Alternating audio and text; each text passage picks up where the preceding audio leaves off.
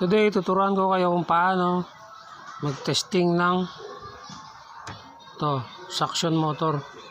Solenoid kung tawagin yan, sa automatic washing machine. So, lahat naman ng ganito, halos 220.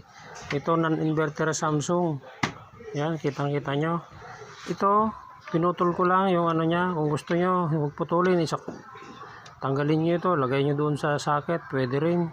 Ito, nilagyan ko na ng ano. Ito yung may fuse, ito yung ano, yung line. Ito yung neutral, kahit magkabaliktad naman yan.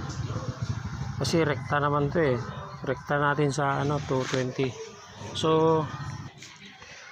So nilagyan ko na ng access ng ano, tubig ito. So dito dapat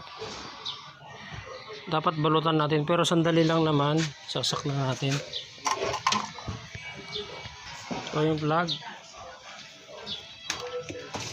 Yun, nagkarga.